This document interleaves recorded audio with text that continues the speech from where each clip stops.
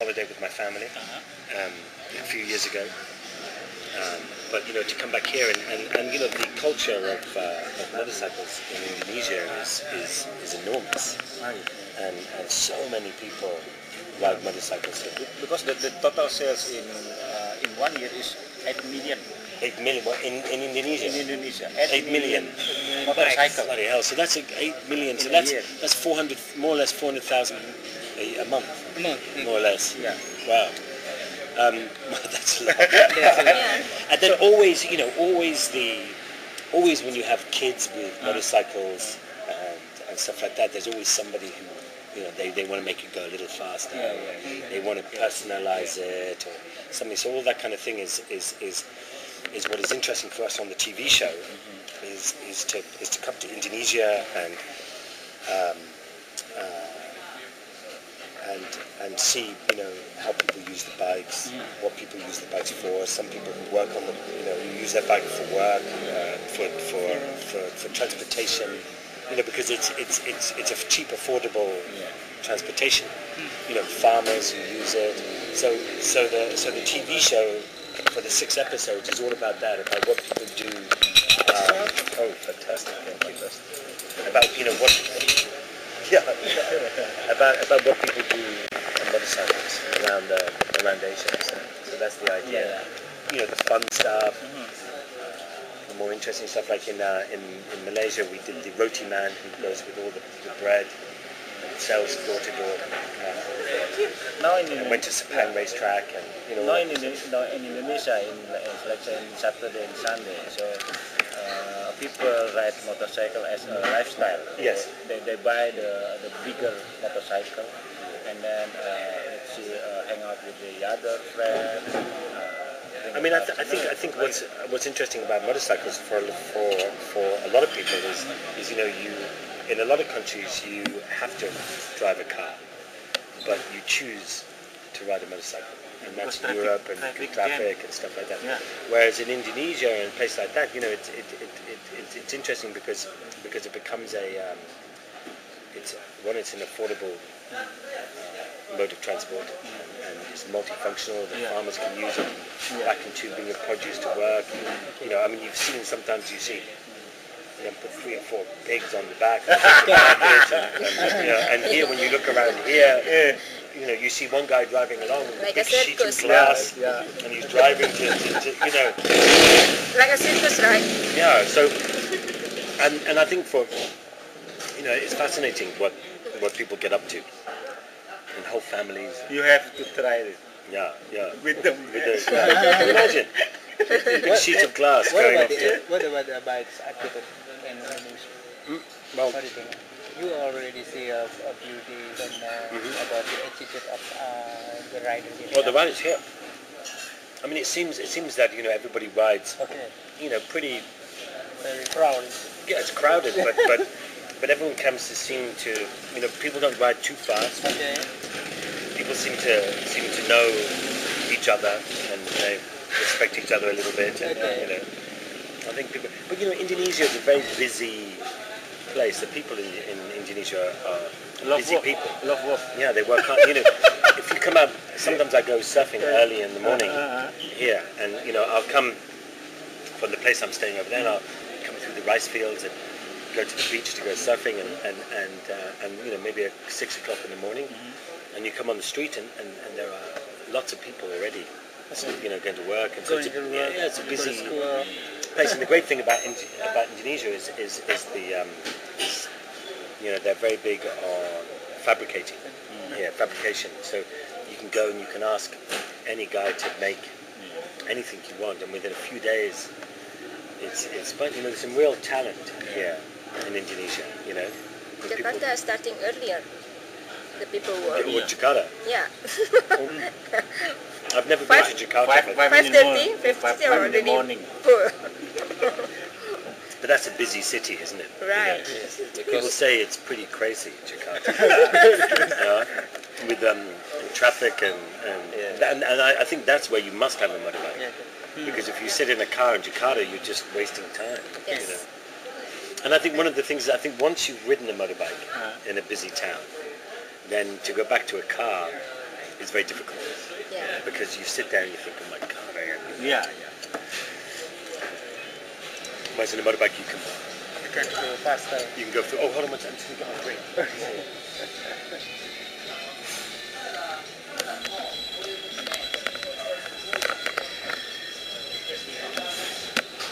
I think it's very challenging, especially in Jakarta. Let's say in Monday morning, and people go to the work, to the office, and use the motorcycle. It's very crowded, very traffic. But it's like but you see a lot of that in Indonesia, you know, in Asia, you know, if you go to Ho Chi Minh? Ho Chi Minh, Very crazy. Very it's incredible. crowded. Yeah. I mean, and there are so many motorcycles. I mean, it's Not using extraordinary. helmet, not using Yeah, no, helmet. and just doing what they want to do. I mean, it's fantastic. It's fantastic experience to right there. And then, you know, and if you go to Mumbai in India, Mumbai, oh my, that's incredible. You know, and it's exciting. You know, it's exciting. It's fun. For me, it's fun. It's like being, you know, I imagine like Jakarta and just downtown here as well. It's like being in a you know, in a video game. You know, where you have to dodge all the traffic and try and survive to get home in one piece. But I think people here are they're mindful of each other. So there's a system that goes on here. And, you know, I like that. Yeah, just simple. Just follow the the other license. I mean, the craziest place. I think the craziest place in the world that I've been is Egypt. Egypt, why? To riding in Egypt is just. I mean, the drivers are just crazy there. You know, you drive down a 3-lane highway, Okay. and you have some guy coming up Okay. on the wrong side of the road, coming up. You know, and everyone's speeding this way, and he's coming up this way, Oh yeah. waving his fist at you, and you're going, well, you're on the wrong side of the road, my God, you know. So that's, yeah, India is a crazy place to ride. But like all these places, you know, it's, for me and for the TV show Freedom Riders Asia is all about the bikes, the people who ride the bikes, the people who do their jobs with bikes or just have fun with bikes. They're making life with bikes. Yeah, life with bikes, and it is a life, and there's a common understanding with other bikers whenever you travel around the world. You know, you will always make friends. The spirit of brotherhood. Because the spirit of riding motorcycles is fantastic, and everybody shares that. I think Mango juice? No. no, Probably that seat over there. but and that's the kind of nice thing. And then, you know, if you're a bike rider, you arrive in another country, you'll always make friends, which is nice. It's a bit like if you're into horse riding or or climbing mountains, you know. Sharing the same passion. Same passion, like-minded people, you know. And it doesn't matter if you're the CEO of a big company or just staff you know, or whatever, you know, you have this common goal, and that's what I like. It's a real leveler. Yeah, you know. same level. So Charlie, quick question. So how does this all start? You being a biker's enthusiast and traveling around the world, seeing all cool places. Yeah. I mean, how did it all start? Well, for me, it started when I was, I think about 7 years old. I started to ride motorcycles, and 7 years old. yeah, like a lot of kids. Yeah. But not in the you rode UK. your bike, I'm sure, at 7 years old. And then my father is a film director, and he directed films like Deliverance and Excalibur, Hope and Glory, lots of very big films. And he was very, very, very big in the 80s, 70s, 60s, 70s, and 80s. He was, you know, the man. And I was always in his movies. Right. I have three sisters, Okay. and we were all in his movies because we were cheap. Coming Which you didn't have to pay. No, don't employ children. I have 4. So we always did that. And then I started to do acting properly. I had a couple of lead roles in his films, and then they were successful. And then I did some more movies, and that was successful. And then I kind of made movies as I went along, and about, I suppose, about 17 years ago, I met Ewan on one of the movies, Ewan McGregor. And I met him on one of the movies, and we got on really well. We both love motorcycles. We both just had our first children together, and we were making a film in Ireland. And we just became friends. And then we ran motorbike race teams together. We did everything to do with motorcycles. And then one day we were just sitting in a bar, having some lunch, talking about wouldn't it be nice to do a big journey. And so we started off first. We thought we would go to the south of France first, the south of Spain first, and meet our children there, have a holiday right back. And we thought, that'd be nice. And then Ewan rang me up one day and he said, Charlie, and then we started talking about China, because Ewan's wife was brought up in China, and we thought maybe we'd go back there and see where she grew up. And then someone told us about Mongolia, and wouldn't that be fantastic? And we thought, oh, okay, Mongolia sounds good. Anyway, so we thought we'd go to Mongolia and back again. And then one day Ewan rang me up and he said, look, Charlie, I think you've got to come over for some dinner. I have an idea. And so we came over with my wife. He had a big map a world map on the table, and he said, look, Charlie, forget China. Let's go to India, and then let's go to the Bering Straits, where Russia and America always meet. He said, let's go there, and then we'll hop over and we'll carry on to New York. And I said, well, that's a good idea. And that's kind of how it started. And then I couldn't afford to go, because it was going to be 4.5 months, a long time, and it was just going to be him and I. And then I said, look, I can't afford it. 2 children, mortgage, usual stuff, And then someone mentioned about a book and said, we'd make a great book. And then we spoke to a couple of people about books, and they said, let's do it. So they gave us a little bit of money as an advance for that. And then we thought, okay, well, if we're going to do a book, maybe let's make a TV show. And then we have a record of what we've done, and and who cares if nobody sees it? We have it. So we did that, and then off we went. And I think we hoped that maybe somebody would watch it with a bit of luck. Well, we do. And we have fingers crossed. And then it just became a big success. And then from that, I made the Dakar Rally on a motorcycle, which is a big off-road race. I think the most dangerous off-road race in the world. I made that and broke my hands and had all sorts of problems. And then we did Long Way Down together, and then By Any Means, and then another one, and now I'm here. So I just got lucky, I think. And that somebody was happy to watch my bullshit. I just remember when KTM rejected you. Oh yes. And then you the BMW. I mean, I was annoyed with. And you are angry with KTM. that. Yeah, I was angry with KTM because they said yes. We made the deal, and then they said no. So and they said that they felt that we wouldn't make it, and stuff like that. And then I said to them, well, why have you got adventure written on the side of your motorcycle?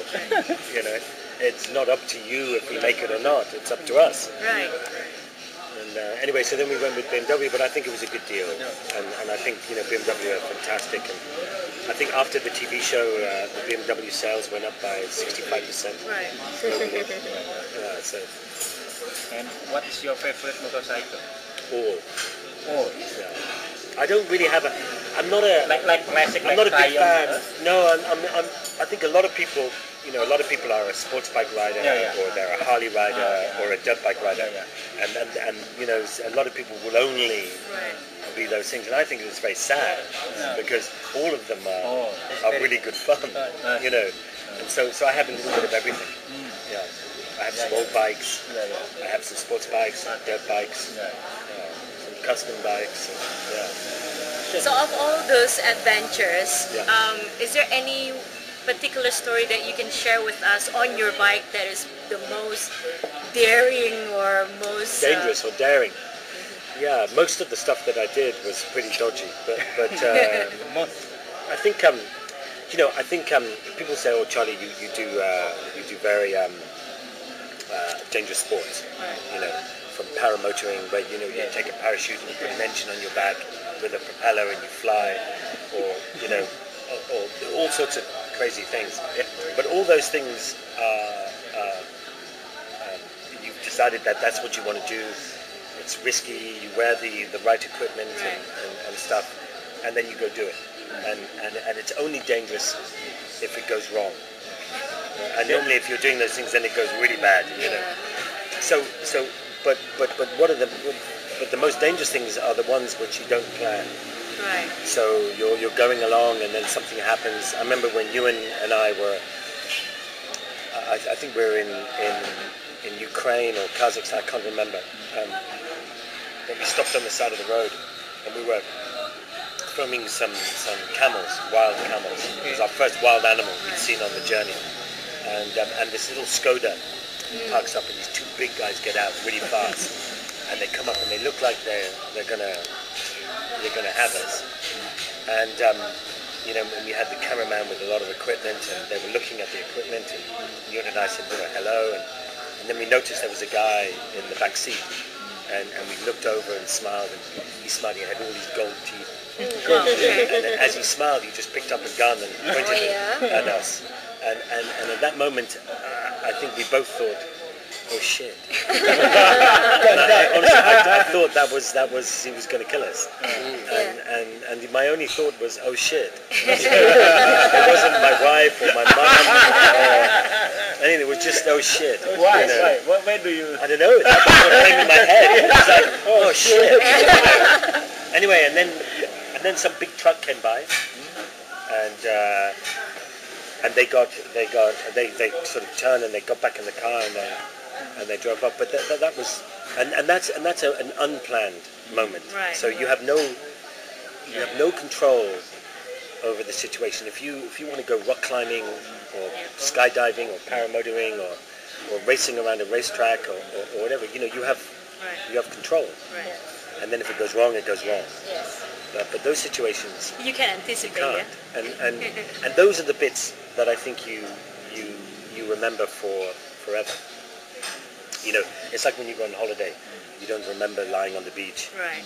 You remember when you were driving somewhere, you had the flat tire, and then the spare tire was flat as well, and then and at the time it's hard work and stuff, but that's the bit you remember. And 2 years later you say, oh, do you remember when we had that flat tire, and the drama to get it fixed, and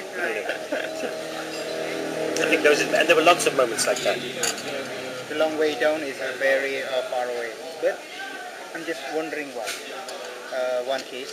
Why you fell in love? When you falling down when you first start your bike at the London. Oh, London, yeah, the first time, yeah. That wasn't planned. But I'd like to say that on record that Ewan fell more than me. Okay. And he's not here to defend himself. So He just started and he fell. oh yeah, This is just the start. yeah, the very beginning. Crazy. And then yeah. See, he watched your show. Already. God. I don't even remember it now. I never watch them. I hate watching them. It's a bit like when you listen to your voice on an answer machine. Right. You think, oh my God, that sounds terrible. And then imagine if you have to look at yourself and listen to yourself. It's horrible. I don't like it. But yeah, so that's kind of how it started. And then the great thing about TV and stuff is that you get the opportunity to do all sorts of things. Like on this Freedom Riders, I had the big opportunity to go around Sepang racetrack in Malaysia, and it's always been my dream to go around there. And so when this show, they said, hey Charlie, if you come and do the show, we're going to go around Sepang racetrack, and we're going to do some motocross, and we're going to go and see the Deus boys in Bali, and do you want to do it? And I said, oh, okay. And so I managed to get the opportunity to go around the racetrack, and that was a dream for the last 4 or 5 years. It's been a dream to do that, And, Was and it then to raining do when it you were in Hale? No, yeah, we had a couple of days rain, Okay. but it rained and then stopped, but it rains pretty hard there when it does. My God, Rain or hot? both. What you choose? Well, it's hot and it's raining. You know, like here you can still ride around in a t-shirt and it's warm, Yeah. and it's bucketing down with the rain. Like here, you know, when it rains here, it's still warm. Yeah. Cold is what London is like right now. Dreary is actually There's freezing, there's snow. Yeah. You know, Arctic. And rain in the summer. Yeah. Extreme weather. Yeah. I don't think it ever gets this hot in England. And your wife is very support for your activity, right? For your... I get a question I get asked a lot is how did you get your wife to allow you to do it? Yeah, I wonder. And I always think that's a little sad if you know if someone won't allow somebody to do something. It's not as if you know you and I spoke about this trip and the next day we left. You know, we spoke about this for maybe 2.5, 3 years before we managed to do it. And you know, I think everybody has a big journey in them, and I think if somebody wants to do something bad enough, then that person should go and do it, be the husband or the wife or whatever, you know. But the idea of that you know someone isn't allowed to do something I think is a bit sad. But you know, ever since I was 6 months old, I've been traveling around the world. Right. So either with my father and my mother when he was making his movies, from South Carolina to the South Pacific to Brazil to LA to South Carolina, Ireland, all over the place. And I've always travelled. And my wife travelled with me, I suppose, when we went all over the world together. And then we had children, and that makes it more complicated. When they start going to school, it you know. I mean, I didn't go to school properly till I was 13, and we were always travelling, had tutors, or spend 3 months in one school and then go to another school. So, but my girls now are 15 and 17, and both of them have travelled a lot and want to travel a lot, and they love my job because at the end of each job they come to visit me. Okay. And so they go to Japan and South Africa and Australia. So are they coming this weekend? Yeah, no, because I don't finish for another 4 or 5 weeks. Okay. So they might come to Thailand. But the end of the program. When the program's finished. And I remember my younger daughter wants to go to Los Angeles. She really wants to go there because she wants to go and see where Justin Bieber lives. And so they said, Dad, look, can you make a TV show that finishes in LA so that we can come to LA? So okay, I'll try. So have you ever thought of, taking all these documentaries and, all the movies that you've done to widescreen, actually, like... Oh, to the cinema? Yeah. If someone else wants to pay for it, then yeah, sure. we have a movie version of Long Way Round, which came out in America. But I think I don't know. Yeah, it'd be nice to see it on a big screen. Right. I'd like to see it, but I don't know. I mean, there's a lot of bikers worldwide that would love to see it. Yeah, but there's been a couple of great movies made over the last couple of years. There's one movie called Faster. I don't know if you've seen it. Have you seen this film called Faster? Faster, yeah. Faster, Yes. all about MotoGP and Right. Valentino Rossi. And the great line when Valentino Rossi says, when you go 200 miles an hour, the first time you think fuck. I love this line. Fuck. But and then there's this recent one which was about the Isle of Man TT, Closer to the Edge. Do you see this? Oh God, just phenomenal film. You tried the Isle of Man? Right? Oh no, I'd never race that. That's just stupid. Yeah. No, but the Isle of Man, to go fast on the Isle of Man, I think you must spend 3 years learning the track. because they have very small opportunity to to ride the track, Okay. because the whole island must close, and so so there's very little opportunity to know that track. So so you have to do all the other road racing, in Northern Ireland, Okay. the Northwest 500, Macau. You must do all of those before you do the TT. Macau's crazy. I have a friend, John McGuinness, John McGuinness, who's a big Macau winner. He's now, I think he will beat the record of the TT in the next 2 years. I think he'll have the most wins. But I've seen his leathers, and his shoulder and his helmet have the paint from the wall. Of Macau. So sorry, what you're gonna do in Bali? I mean, what your touring plan or riding plan in Bali? In Bali, we're going to go to the Deus place here. Then I'm heading off to do some surfing because everybody surfs here with the bike, and then we're doing a little sort of trip in and around town. Then we've got a drag race on Sunday. Yeah, dress up drag. Oh, So you have to dress up in costumes and. Oh, is this? Yes, this one here. I Yeah, see. dress up drag. We will take it very seriously. Really. How many days in Bali? A week. A week. Yeah. And what is your opinion about the Deus Ex machina? Yeah, well, I'm a big fan, and I'm a big fan. I've been a fan for the last 5 years, because they started in Australia, the first one, and then this is the second, and then they've just made one in Los Angeles, and they've just opened one up in Milan, in Italy. So it's becoming quite a global phenomenon. It's good.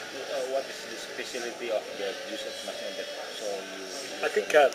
I think for me the motorbikes and the custom bikes that is for me is the most interesting thing that they're doing, and I love their clothes. The clothes are really nice, and I love the whole idea of everything is in one place.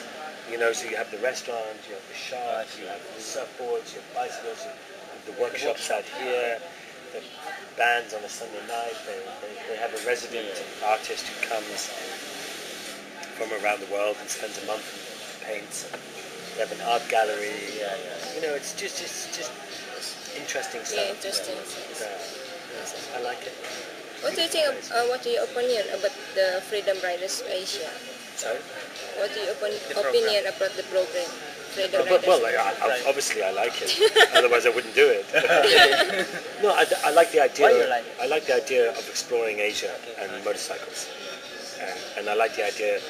I'm always fascinated by people and what people do and how they make a living, and how you make a living on a motorcycle, and the fun that people have on motorcycles when they're, and like here in Bali, people use a motorcycle and they have the surfboard on the side, and they go surfing. So they go surfing out in the morning. They take a surfboard. They go to work. It's a lifestyle, and I love that. I love the lifestyle. Do you see the unique in Malaysian riders? Do you see the unique? The uniqueness of the Of Malaysian Of riders, motorcycle. Of Indonesian riders. Malaysian. Malaysian. What's Malaysian? Malaysian. Malaysian. Yeah, Malaysian riders. I mean, they're as enthusiastic, and